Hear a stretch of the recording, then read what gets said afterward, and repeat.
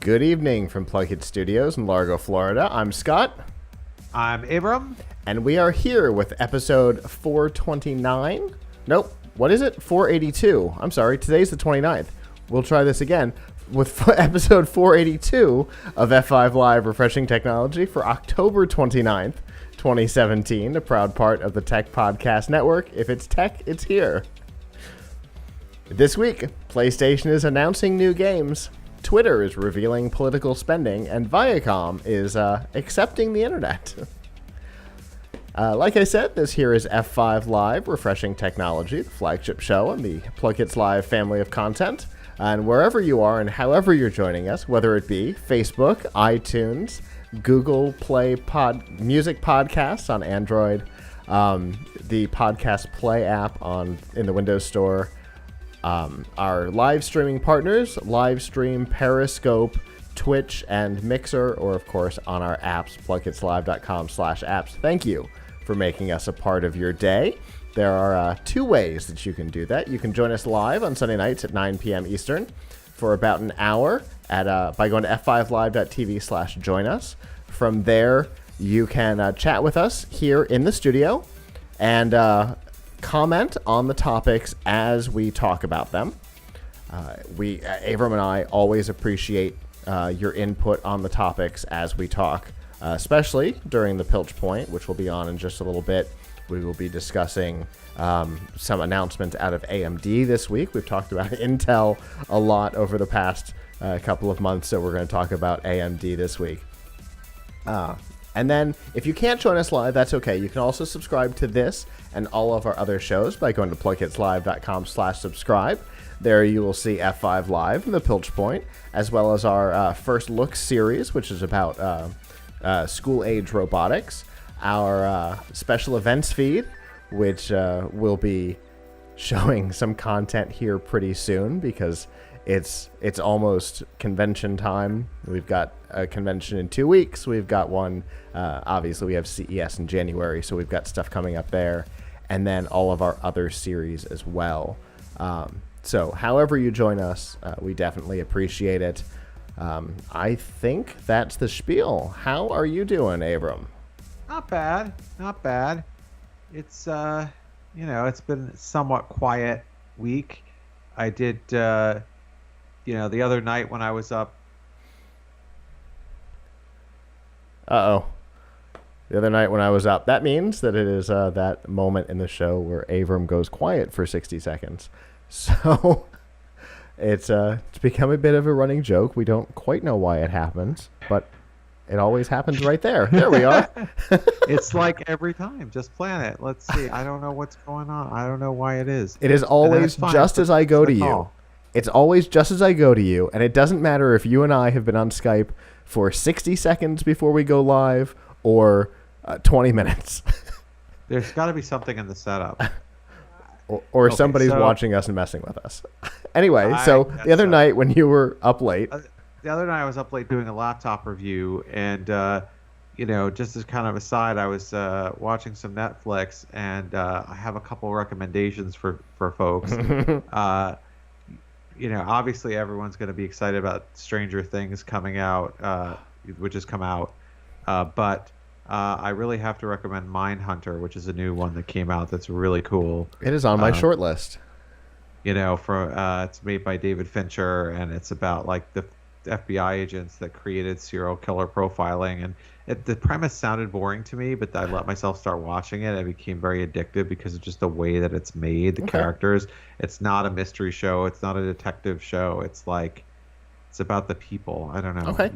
You got to watch it. Okay. And then for kind of so bad it's good movies, I recommend, although meant to be bad, so that's kind of the meta on this, is there's a movie on Netflix called Turbo Kid that I highly recommend. It was made 2 years ago, but it's made to be like one of those post-apocalyptic budget 80s movies. Okay. Sort of like Steel Dawn with Patrick Swayze, or one of those just really low budget movies. So it's supposed to be taking place in the future apocalypse world of 1997. Okay. And all of it is like 80s music, and this kid finds a Nintendo Power Glove that can like blow things up, and it's just like over the top, crazy, funny.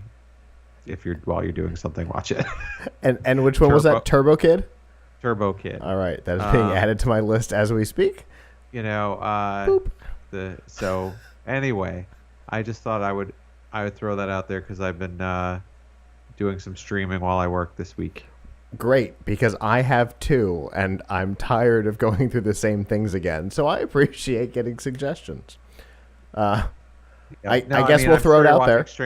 I'm sure you're watching Stranger Things at this point, right? I was up all night that night. I finished it at 2 p.m. I went all the way through it, and then I went back to sleep. Oh, okay.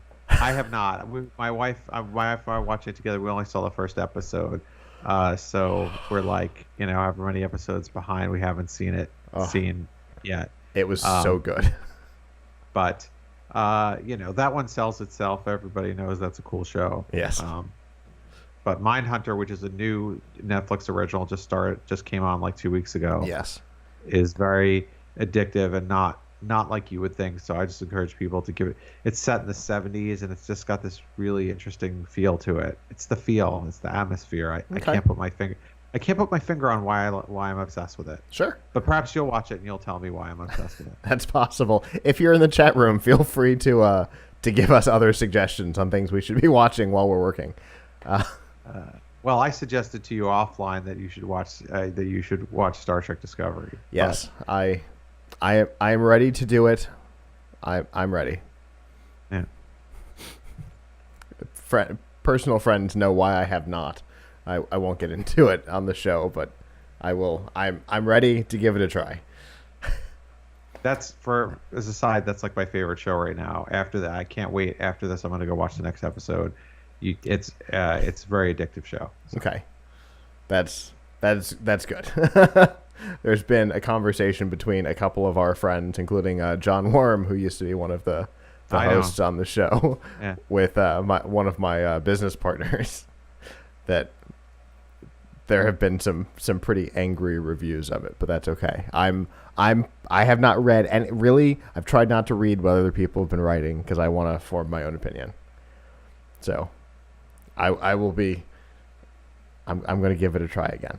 Anyway, if you guys have suggestions on things we should watch, let us know. Those are our current ones. Definitely Stranger Things. Holy cow! I wasn't even able to work through it. I was glued to the screen. I was so excited for it. I was counting down to it.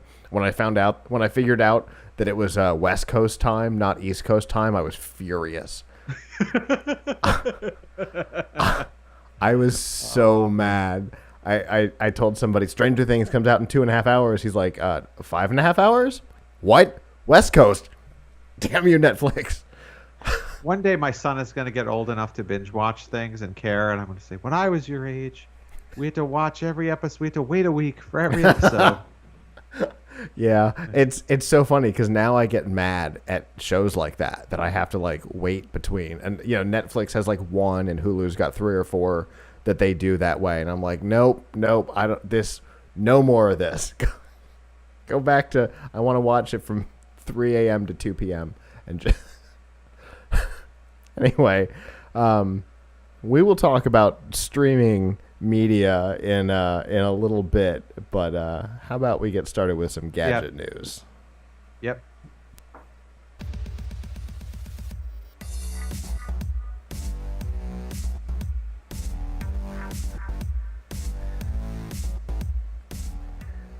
This week's Nifty Gifties on F5 Live is proudly powered by the Microsoft Store. Lots of new products in the Surface family, including the newest Surface Pro, currently starting at $799, the Surface Laptop starting at $999, and the Surface Book 2 getting ready for pre-order in about 10 days-ish. Plus, of course, the Xbox One, S, and X available. But it's not just hardware. You can also get Office 365 and and games and things like that, and the new Harman Kardon Invoke, which is a speaker that I've been very excited about. I've gotten to play around with it, and hopefully we'll be able to do a review here in a couple of weeks. It's Cortana powered. It's Harman Kardon sound. The sound quality is what you would expect from Harman Kardon. It's awesome. And all of that is available by going to f5live.tv/Microsoft.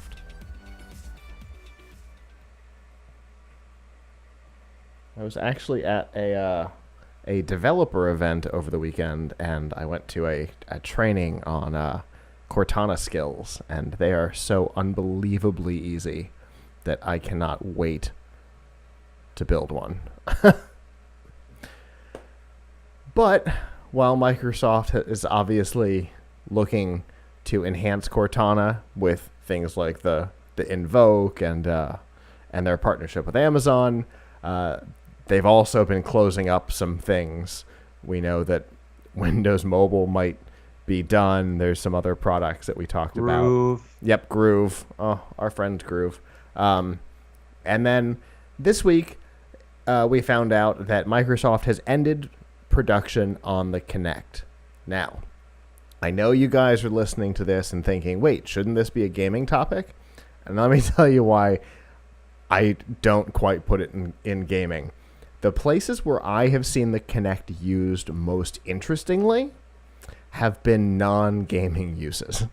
Avram and I were talking before the show.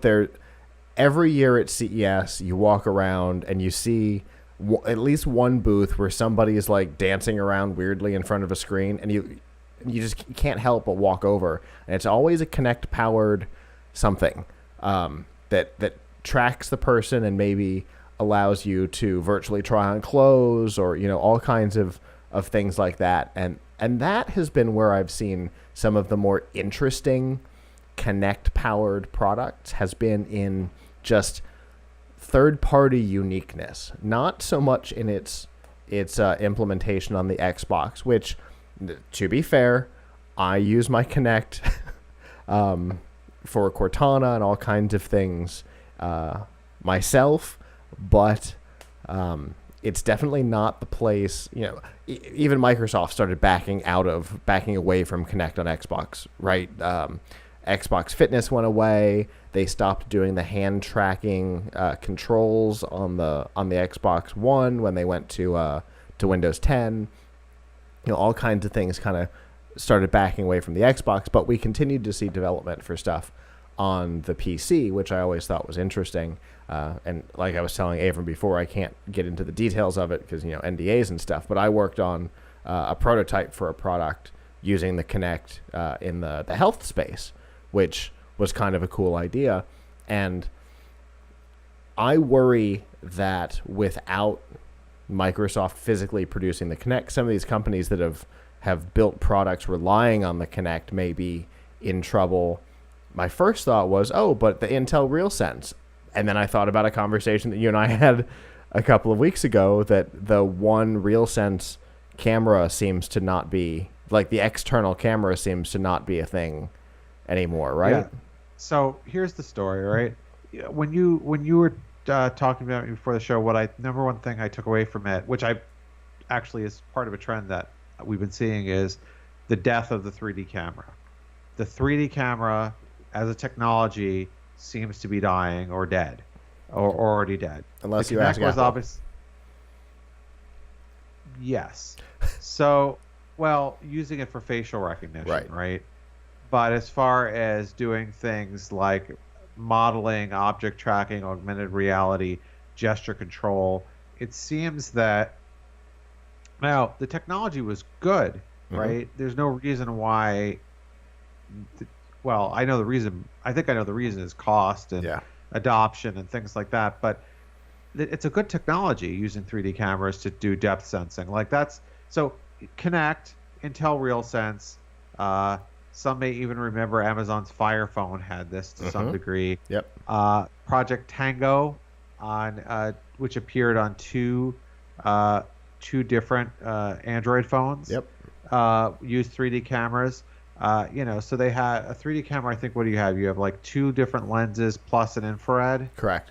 so that you could track that like this hand is in front of that hand and whatever, and you can do depth sensing, Yep. which allows you to map not just gestures really well, but do things like cut my head out of the background behind me to do green screening without a green screen, or do things like track, try to figure out the real world measurements of a piece of furniture from putting your camera in front of it, all those things, right? But unfortunately, uh, unfortunately, I guess that stuff adds expense and adds weight to things like phones and tablets and laptops. Yeah. And a lot of what they did do is being accomplished through other software. Right. So if you think about, I'm trying to remember now, and Google's new augmented reality initiative that they announced a couple of weeks ago, right? They totally try. I mean, people who bought the Asus Zenfone 3D and the Lenovo. Trying to remember the name. The two phablets that had Project Tango and 3D cameras on them. Those folks are really being left in the dust because they found a lot of ways to do this with a standard 2D regular one lens, camera. Right. So, I mean, all the augmented reality apps that you're seeing, even ones that put things on different levels and whatever, are using a standard camera. So somehow they've managed to do some of this work with computational things with software that they used to need hardware. Right. Nevertheless, taking away something like the Kinect, there's no substitute for it. Like, it's not like they're giving you a 2D webcam that can do the same thing. So I also kind of see that we're not seeing as much traction for gesture stuff. Like, I remember a few years ago, there was a big push. We used to get companies coming in, like I remember Toshiba had this Cosmeo, which did gesture, to use your thumb to move the mouse or click things or do music by waving. Yeah. And all that stuff, I guess, turned out to be a fad. Not that I disliked it. I mean, but you just never saw that catch on. Now the obvious place for it is in the home, but it seems to be that voice recognition is what people are looking at for that. And then the other thing that people would do with a Kinect style camera, 3D camera, is facial recognition. And we are seeing facial recognition cameras appear on laptops and phones a lot, but instead of using a rich 3D camera like RealSense, they're using sort of a cut rate infrared camera that can only do facial recognition and nothing else. Right. So, it's unfortunate. I'm very sad about it. And I think Kinect is a victim of the same thing. It's kind of those things that they didn't sell enough. Developers didn't embrace them enough. Right. And now Microsoft is just riding the latest wave of dropping that. And I think where you'll see object recognition and things like that is either they're going to do it with 2D cameras, or I believe on the mixed reality headsets for the positional tracking of your head with those, they do some kind of an infrared thing, although it's not really cameras because you can't see out. With the MR, with the Windows mixed reality stuff, since the headsets have the binocular vision cameras on them, which also, when you have binocular vision, you have the ability to do depth perception, ask cover one eye and try and figure out how far things are, and then open up and you're good to go.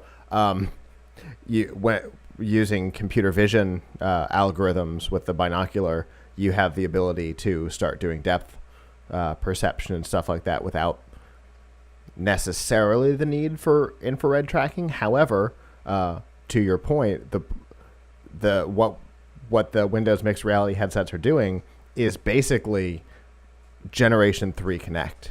So the Microsoft doesn't feel like they wasted their time or anything on Kinect, because where it has gone is into all of these mixed reality headsets that are able to do it without having to have extra hardware, which not all of the VR systems have the ability to do.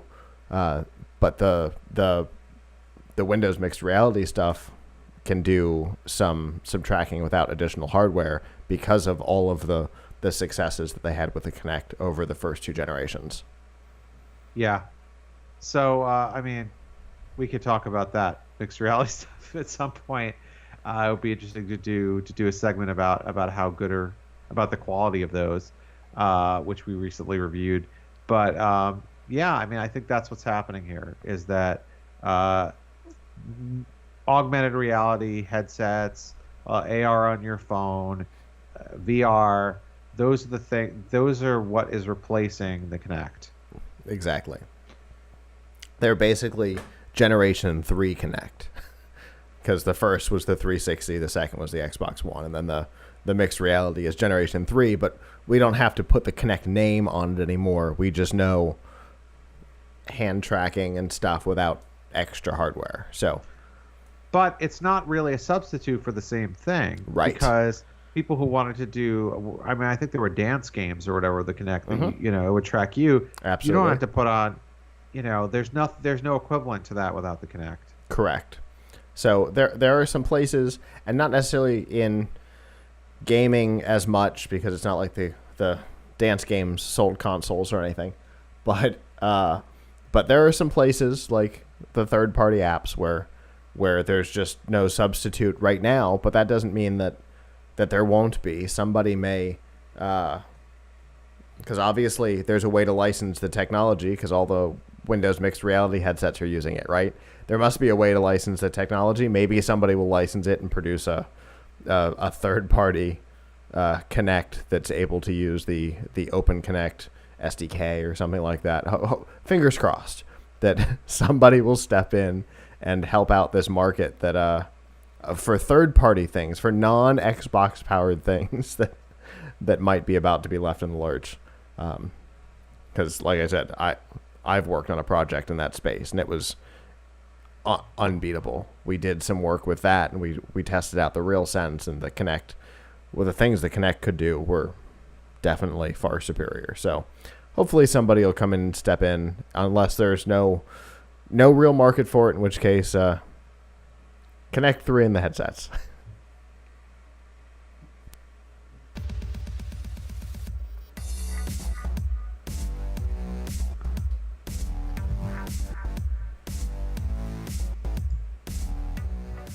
This week's Pilch Point with Abram Pilch is proudly powered by Monster Products. The headphones on my head right now, the Monster Elements, available in on-ear, over-ear, and in-ear, plus all kinds of other styles. Whether you're doing stuff in a studio and you want the Elements, you want something that you can easily run with, and you want the iSports, or you're looking for a portable speaker, whether it be the little tiny Hot Shot or the giant Monster Blaster. They've got them all, and of course all of the cables and power to make hooking up those devices and more, including your computer. We run Monster Power exclusively here in the studio to make that experience better for you. And of course, the Monster Outlet Store is unbelievable. The Monster Blaster, usually $449 in the outlet store, $200. Sometimes you get refurb, sometimes you save 50% because the package is damaged. Honestly, it's worth taking a look at if you're in the market for a new product, and you can find all of that by going to f5live.tv/monster.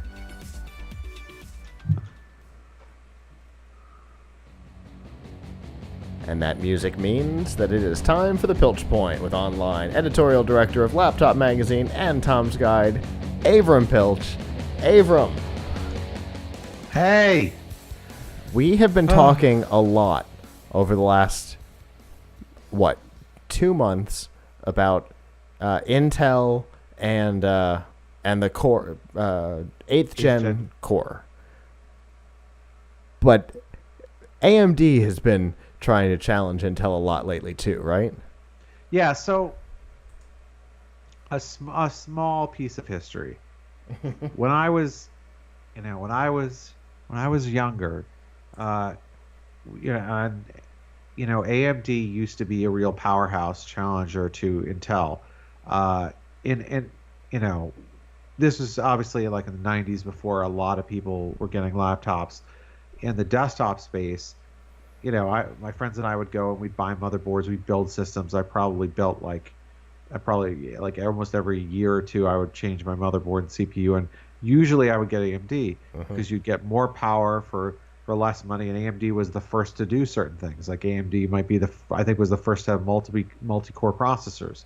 So We used to run AMD in the studio. so AMD was fantastic. And then, for reasons I don't know, AMD started to not be as competitive on the high end. AMD was a budget play. Uh, I don't think it wasn't considered to be the highest end in the fastest. What did make you the fastest desktops? And in the laptop world, it's been strictly bargain basement stuff. Every now and again you'll get a laptop that's like $800, $1,000. I think there was an HP EliteBook that we tested, and yet the performance of them has, frankly, and all the ones that we've tested, which we don't see a ton of them in, we see a lot that are in like $300 laptops. The performance has not been very good. The performance has been blah. The battery life has been blah, and sometimes we've had systems that got hot too. So it hasn't been an impressive run for AMD the past few years, particularly on laptops. This year on desktops, they came out with Ryzen, which is their new CPU platform. And wow, Ryzen, what a big deal. Like all of a sudden they're catching up to Intel in the speed game, and people are very excited. They have a processor called Threadripper, which I think has how many cores does Threadripper have? 16? Available up to 16 cores. 16 cores. Processor. So 32 with virtualization. Yeah, so absolutely ridiculous. I mean, that's not the mainstream Ryzen. That's like your high-end Ryzen. But it's the one we're thinking about for in here, though. Yeah, so you never have enough threads. So now it looks like AMD is ready to actually factually compete with Intel on performance. In past years when we talked to them, it's always like, yeah, we'll give you a little bit better graphics for about the same money as a budget Intel laptop. Now they're coming out with Ryzen Mobile, which was just announced on Thursday.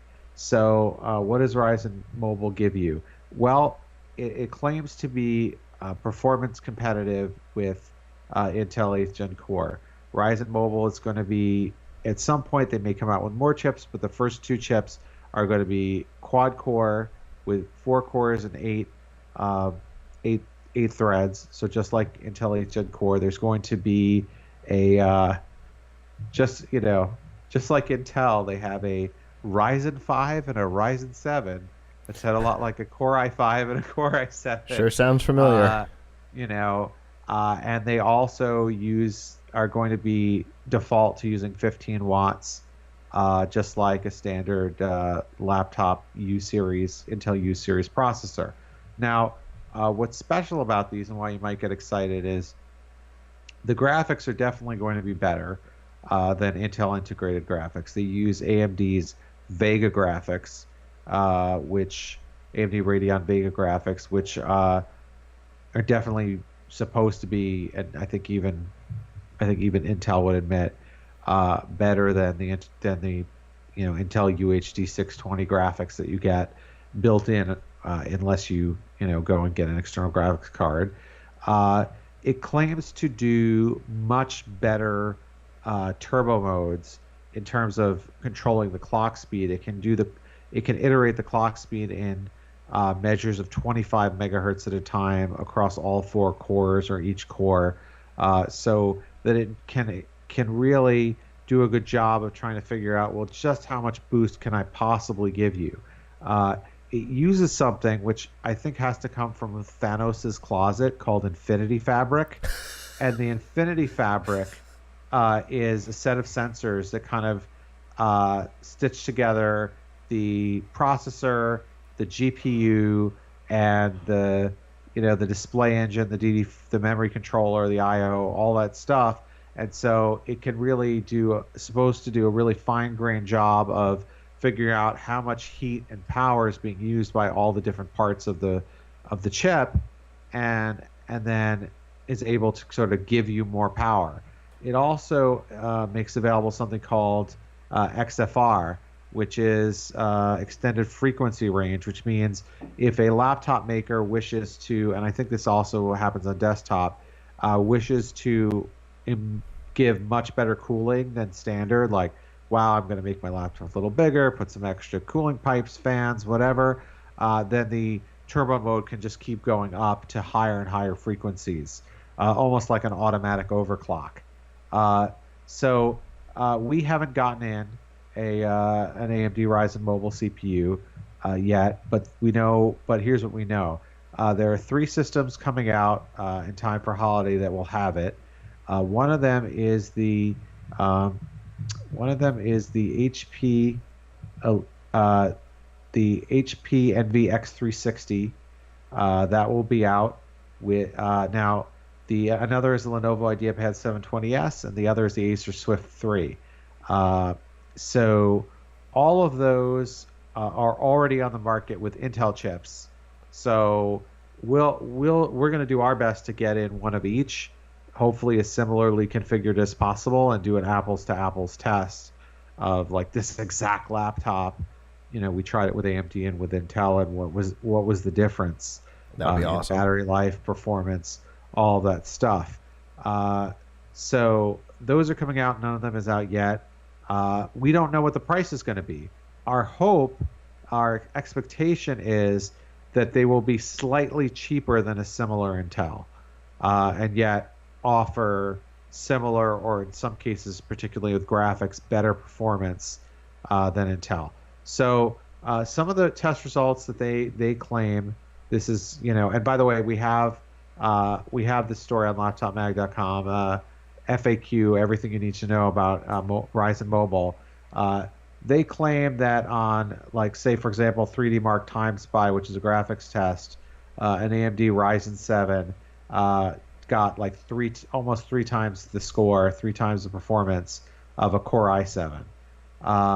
They also claim that you will be able to play some games. You could always play some games on integrated graphics, but it'll be better than you have ever been able to do before without discrete graphics. So they claim that League of Legends will run at 59 frames per second with their Vega graphics. They claim that Overwatch, although you have to drop the resolution down to 720p, will run at 66 frames per second. Wow. In other words, yes, you may be able to do. I mean, we'll put these claims to the test, but you may be able to do some kind of, a little bit better gaming than you could do on a standard. These are supposed to be in sort of thin and light laptops. This is only the beginning for AMD, though. They said, listen, this is our first wave of processors, but we will see more. I expect that we will hear about them perhaps around the time frame of CES, that we will hear about them going into larger laptops, like gaming laptops and things like that, with higher wattage processors that would take on Intel's higher wattage processors. But for now, this is just an interesting space for us to watch, to see whether you do get more performance for less or more performance for the same price with Ryzen Mobile. And of course, I'll be watching very carefully how it affects battery life, because even if you give me slightly better graphics performance, if the battery life sinks down on my ultra portable laptop, I'm not going to be very happy about that. Right, for sure. There are only few scenarios in which a increased graphics capability could make a lower battery scenario acceptable, and it's a very small edge case for users. Well, for 99% of the people out in the wild, they want their battery to not suck. If you're buying a gaming laptop that weighs 8 pounds, then you probably don't care about battery life. Yeah, you know what you're getting into, or if you're using it for gaming or video editing or something like that, you know what you're getting into. You know that you're accepting the loss of battery. But for 99% of the people out on the market, battery life is a huge decision maker. Yeah, exactly. So we'll see. I mean, I'm not. It remains. We will see how it handles it. That's my biggest question: is how is the battery life going to be? How is the heat going to be? Those sorts of things.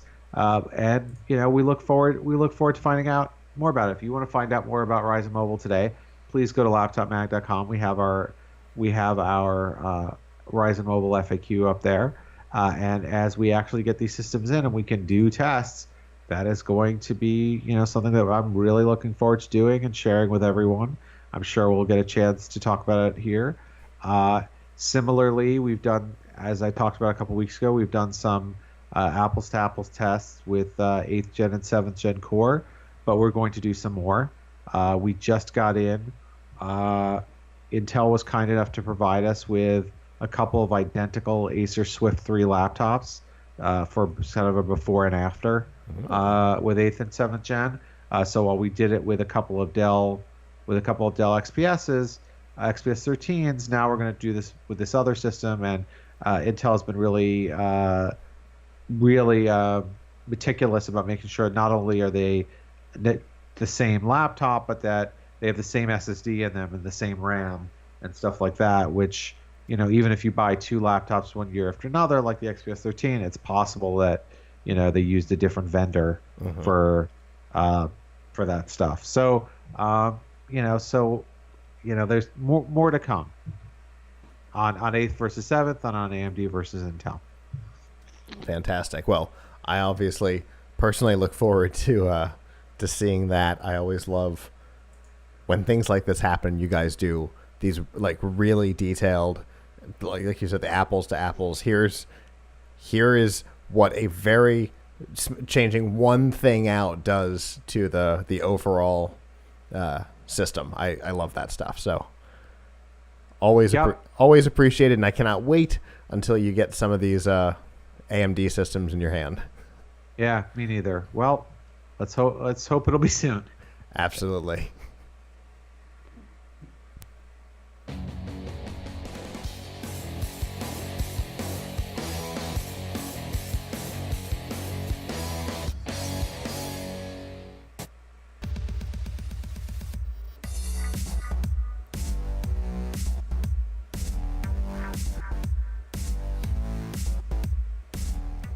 This week's news from the tubes on F5 Live is proudly powered by RiffTrax.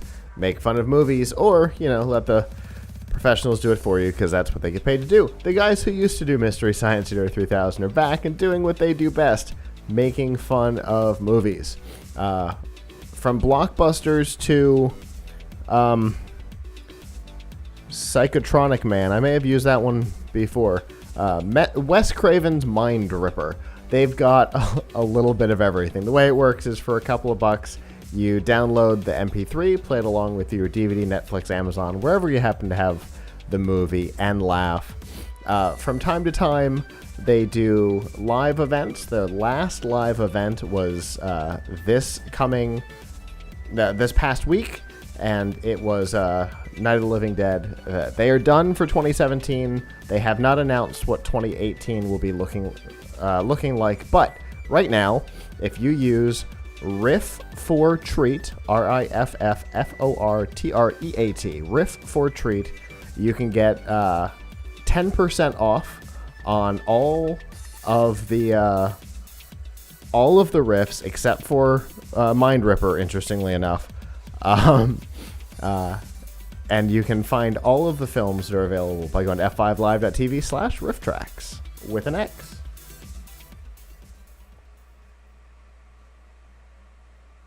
I would pay money to know why that one movie is excluded.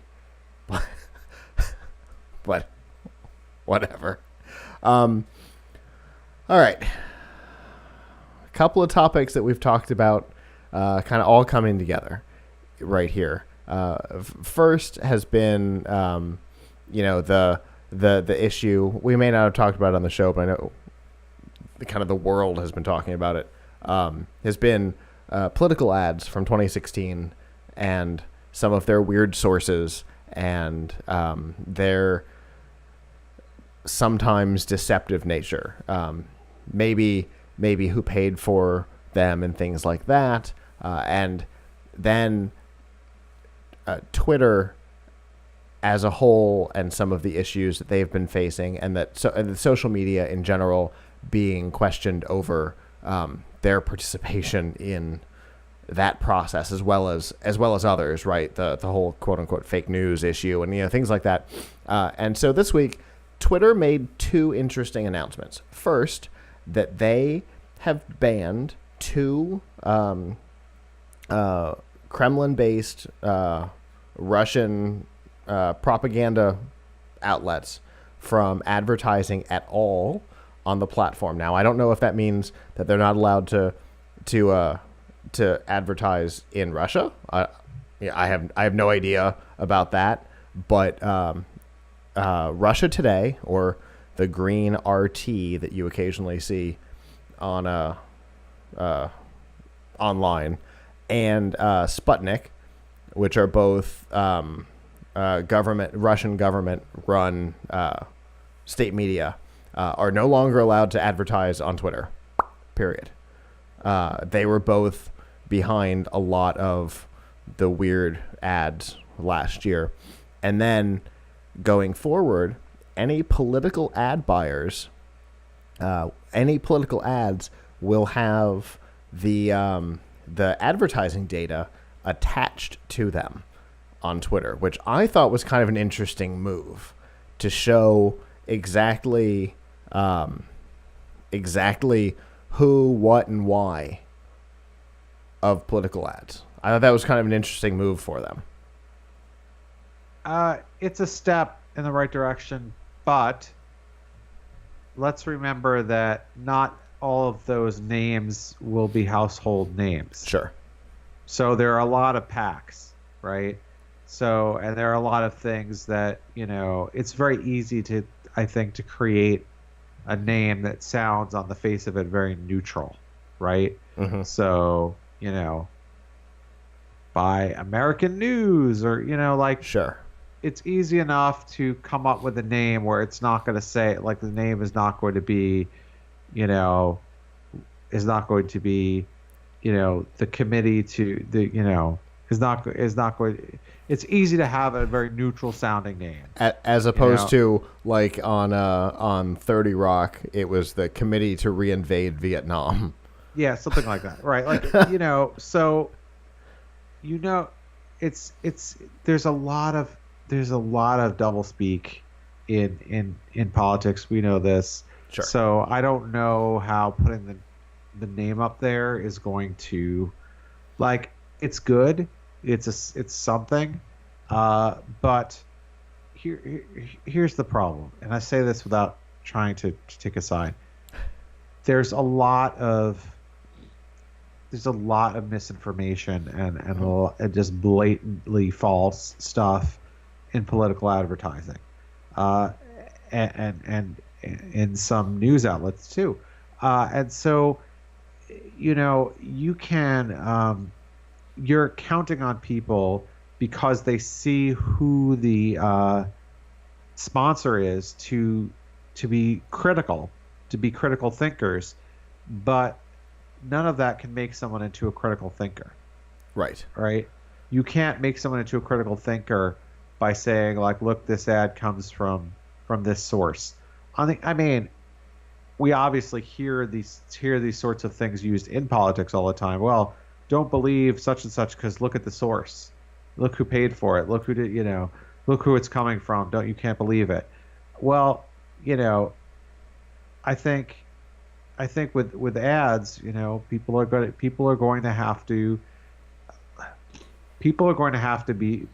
need to be better consumers of news, period. Of any information. They need not to be just better, not just news, but of all information.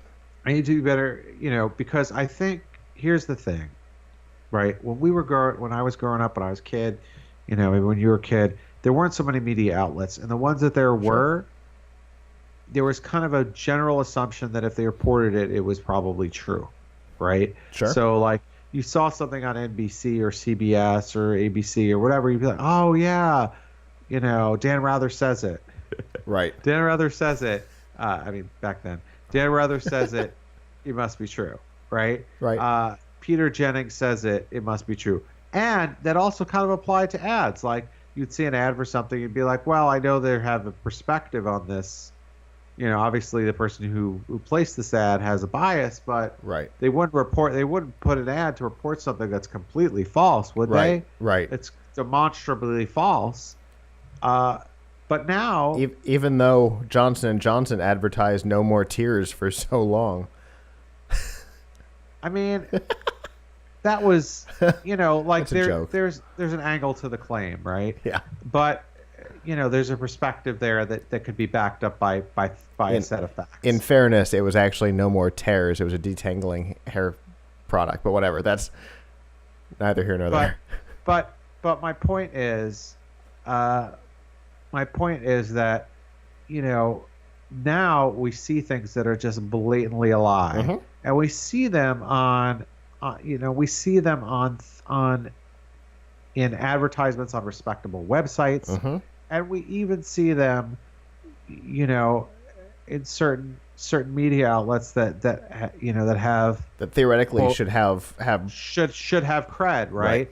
That your cable provider will put these media outlets on your, basic cable, right. and so you think, well, they wouldn't put something that's crazy and false on my basic cable, would they? Yes, they would. Yes, they would. Facebook and Twitter are reputable websites. They wouldn't allow somebody to run something that's a blatant, out of control lie there, would they? Yes, they would. So, unfortunately, we've really reached a point, especially the last few years, where the truth is the biggest casualty. Mm-hmm. Like, there's not even a semblance of truth anymore in advertising. Right. You just can't trust it. Mm-hmm. So this is not the time or place to say, like, how do you become a better educated media consumer and figure out what's true or not, except for the fact that if it's about technology, if we say it, it's true. But although to be fair, we have, at least through F5 Live, there have been a couple of things that we've said that we have been mistaken on, but we've come people can be mistaken.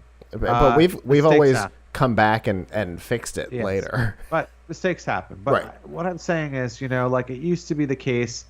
I remember when I was a kid, I went to the grocery store and they had the like Weekly World News, my favorite magazine my favorite tabloid of all time there, and you'd see it. It'd be like, oh, the president has an alien love child. It'd be like, well, if they wouldn't let this in the supermarket if it weren't true, right?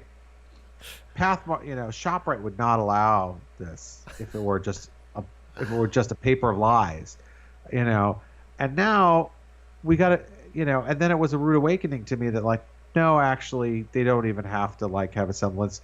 They just want to sell these things. So, folks, because you see it doesn't mean because you see it even in a respectable place, even in a reputable, place that's giving it to you, does not necessarily mean that it is, reputable information, accurate, honest, integrously reported information. Right. So especially when it comes to ads, because remember, most of us don't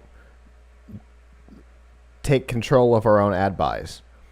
A lot of online publications have Google or somebody deal with their ad buys, which means that something might sneak by. I mean, I try to watch.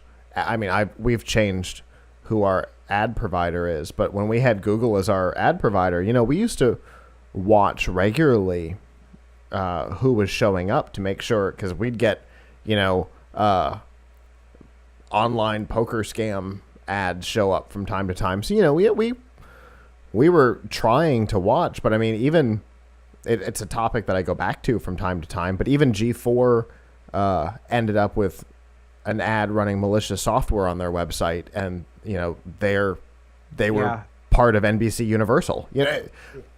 Yeah. So because of all of that, I do feel some sympathy.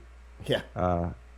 for Facebook and Twitter taking their ads because these are meant to be automated systems. Mm-hmm. How are they? They're going to have to hire people and have a human element to kind of police this, right? Because they can say that such and such is blocked, but that company could still go, or somebody working for an agent of that company could still go and probably open an account. Right. They may never even have to talk to a human to do it. Yep. If you're going through a web form and you're putting in a credit card to buy ads, Yep. So it is challenging, and you could say, well, why don't these websites hire more people? Well, it's very expensive. Yes, it and is. the ad market is very, very difficult, very tough for already. everyone. It's already a complex place, and trying to put all of this extra process on top of it will not be inexpensive. But I think the bigger issue is not the ads that they take, but the sort of how they show sort of related content to you. Twitter, I haven't seen this coming to me much, but Facebook, you'll see those like latest headlines on the right hand side of your thing, and you'll click one. And the other day I clicked one, and it was like the first source was like a reputable, fairly mainstream media source, like ABC or CNN or something. And then it was like a whole set of like crazy conspiracy, extremely biased websites. And even if you didn't click on those articles, to see the headlines for them were like just really, really crazy, bizarre, yeah. And people who don't know better would see it and be like, well, wait a second, Facebook elevated this, it must have some legitimacy. And I understand it's like, yes, the ABC story did, but that doesn't mean that the related crazy things, things that they had to say, were as relevant. I do blame, but I mean, in a sense, I do blame Facebook for that. Oh, absolutely. Like they should be doing a better job. The problem is that they don't want. It's hard. They unautomated that process. So, for example, without going out too much on a limb here to talk about stuff, like the example I saw was like there was a story about some controversy about who paid for the dossier. And did like Democrats pay for the dossier or whatever? Sure. And that's a news story that was in the mainstream media. When you clicked on it, the first story was from like, I forget, ABC or something like that. Then the next story down, you just saw the headline was like from Alex Jones, and it said something like Hillary should be hung for treason. Headline. Like yeah. That's a very extreme viewpoint being presented as mainstream news. and an extreme, whether you agree with it or not, I'm not going to get into. But that's not the point. Extreme viewpoint, and it is no doubt a viewpoint that is being sort of presented as the number 2 result in a news full coverage scenario. Yeah, and the thing is, they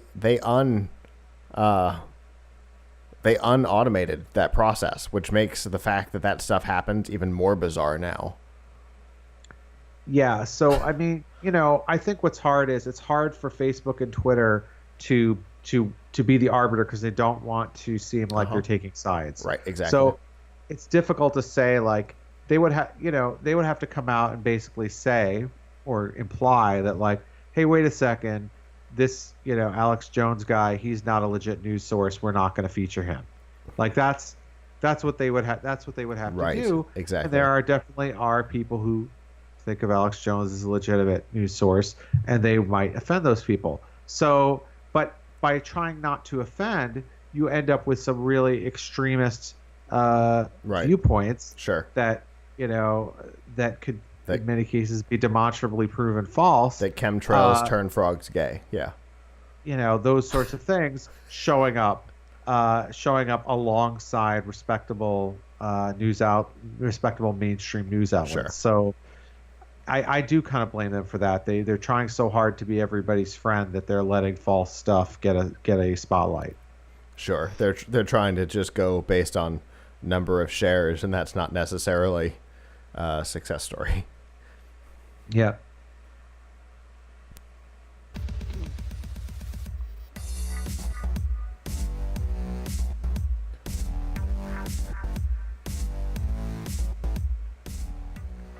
This week's extra... No, what? What is wrong with me tonight? This week's DRM Not Included on F5 Live is proudly powered by Amazon Prime. Like we've talked about the last couple of weeks, most people know about the standard stuff about Amazon Prime. Free shipping and, discounts on certain things and early access to deals. But the thing that a lot of people don't seem to know about is some of their media features. For example, Amazon Prime Music and Amazon Prime Video, both of which come included with your Amazon Prime subscription. With Amazon Prime Music, you get a couple million songs streamable for free. With Amazon Prime Video, there is all kinds of video content available to you at no additional charge, including Amazon originals like The Tick and things like that, plus back catalog stuff from HBO, and the ability, if you're a cord cutter, for example, to add HBO, Showtime, and more to your subscription without having to have cable, plus some of their gaming features like Twitch Prime. If you're a Twitch subscriber and a Prime subscriber, you have the ability to subscribe to a Twitch channel for free, one free subscription every month. So lots of media availabilities. If you're already a Prime subscriber, you can find out about those. Or if you're not, you can sign up by going to f5live.tv/Amazon. Yeah, so my other streaming recommendation is since you brought this up, included with Prime right now, you can watch Moonlight, the Best Picture. Nice. Which is a great film that I saw using my included with Prime subscription just the other day. So and a lot of people talk about the High Castle, which is a fantastic show. Sure. That they have. I also really like Bosch, which is a great detective show that they have. Okay. That if you liked like The Wire, you will really like Bosch. So some really good content on there. Absolutely. And if you haven't subscribed, f5live.tv/Amazon, we've got all kinds of information about the different things that you get, because there's more than just what I talked about. There's all kinds of additional stuff, free ebooks and audiobooks, and there's all kinds of stuff as a Prime subscriber. We've got a bunch of information for you over there. Obviously, Amazon has embraced web streaming. We know that the big four have all embraced it in different ways. Fox, ABC, NBC, together with Turner, own Hulu, and then CBS has CBS All Access, which we were talking about a little while ago with Star Trek Discovery. It's available over there. They've all embraced it, but the last big guy in the space to not quite embrace it has been Viacom.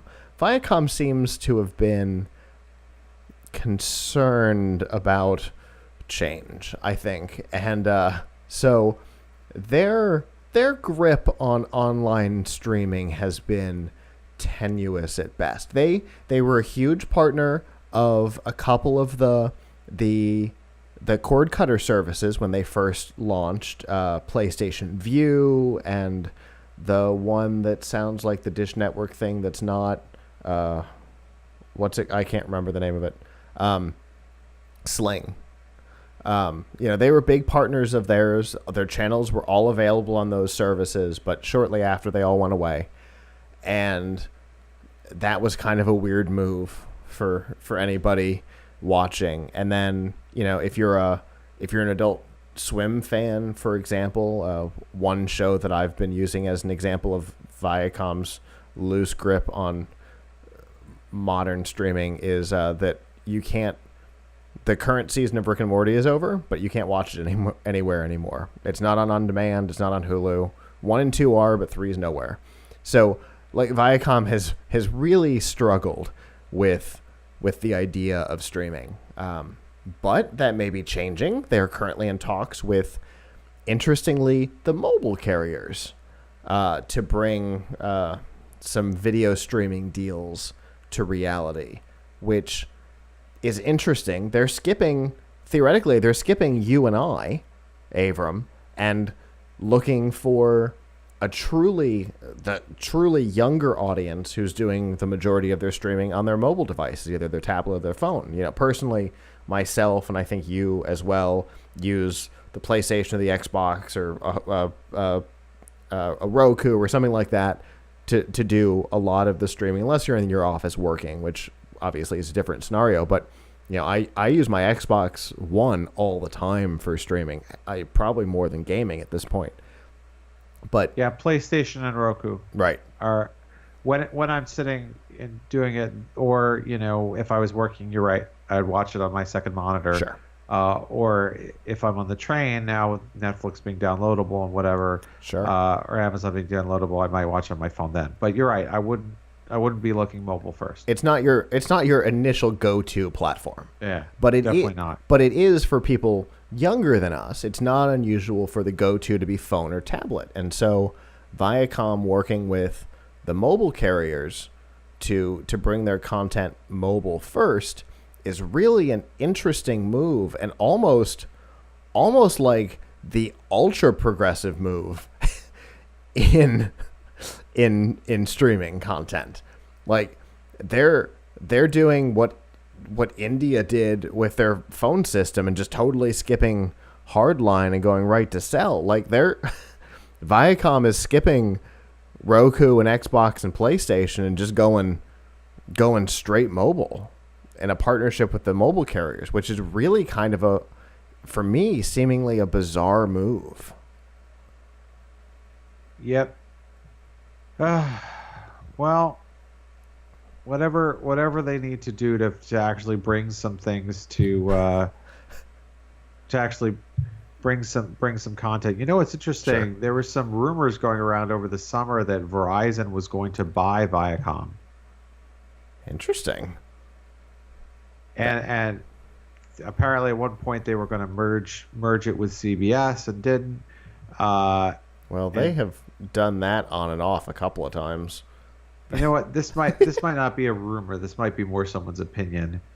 So some person on Investopedia said that Verizon needs to buy Viacom. Okay. At CBS. Maybe that's not exact. But you know what? Since Verizon has decided that it is a content company now, it wouldn't be the craziest thing that I've heard. They've been working. Verizon's been working on a streaming service that's been delayed twice.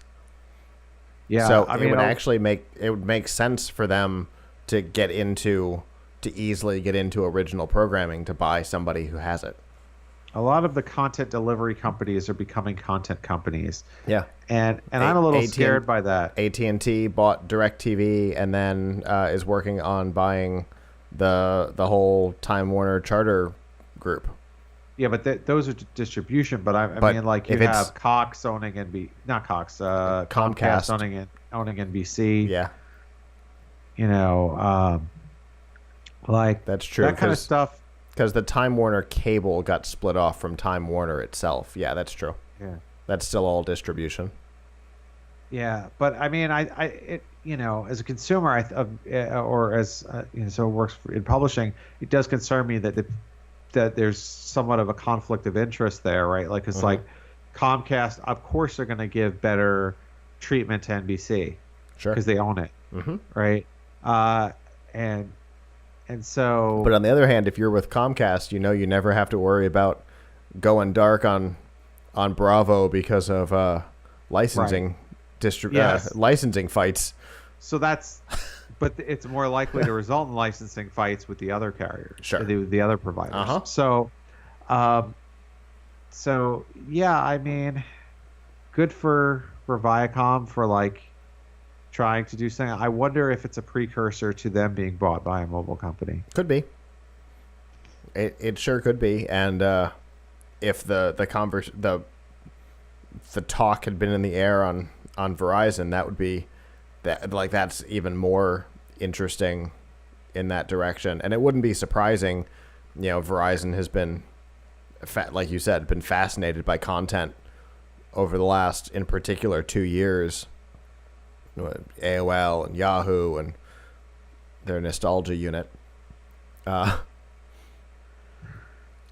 you know, you have to kind of worry about like what's going to happen. Like AT&T has all these investments, but you have to worry about what's going to happen to T-Mobile. I guess. Yeah, I mean, are they still going to do that merger with Sprint? Do you think? I I have legitimately heard active information over the last week on it. So maybe that's what they could do with the extra money from SoftBank or something.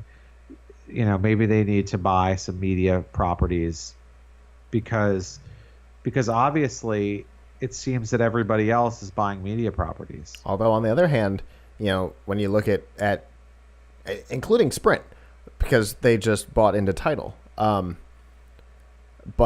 when you look at T-Mo, the way they've gone has been making some really fascinating partnership deals, like with Netflix, for example. They've been making some smart partnership deals, which might, obviously it's a different tactic, but who knows, it might work out better than owning content, being partners with and letting the liability fall on the other people and not on themselves. No, that's true, but I think if you see your competitors doing it, don't you kind of have to worry that your competitor is going to come by Netflix now and not want to work with you? Yeah, that's possible. Universal never expected that Disney would buy Marvel, and they'd be scrambling to figure out what to do with Marvel Island at Islands of Adventure. You know what I mean? Right. So that's what can happen if you partner and you don't buy, because but hey, I mean, I like the fact that T-Mobile is focused on providing a great phone service rather than on building out a giant portfolio of other stuff. But it's I don't know, it's an interesting question, but to the topic at hand, I mean, good for them for trying to go to mobile, but I wonder if it's precursor to something else. It could be, but either way, wherever it ends up, the ability to watch Viacom stuff, at will would be a nice change of pace. When you put stuff, create weird content rules, you end up with a lot of piracy. Yep. So maybe they've caught on to that people are pirating the season 3 of Rick and Morty because they can't watch it anywhere else. That who knows. In fact, that's been a bit of a topic surrounding Star Trek Discovery. It's been, how CBS is going to deal with the paywall. Anyway, that's our show. Thank you for those of you who have joined us live. We always appreciate it. If you haven't joined us live, that is okay. You can always subscribe by going to PLUGHITZlive.com/subscribe. You can see this and all of our other series there as well. Obviously, we mentioned the Sony thing. That is at 8 and 9 a.m. on October 30th. So if you're watching this late, you might have to go back and rewatch the stream if you've missed it. But we'll have links to it on the site.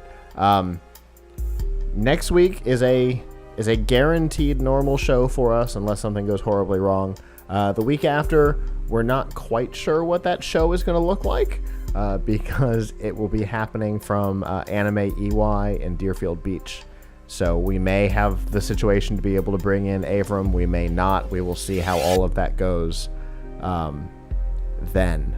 So we're not going to make any promises on what our capabilities are going to be, but we're certainly going to try and have a more normal show. Then we just may have some people from the 3000 Brigade there with us too. And then after that, we're back to normal for a little while. So that's good. So again, thank you for joining us, whether it's been live or not. And on behalf of the staff that's not here, I'm Scott. I'm Avram. And we will see you guys back next week. Ciao.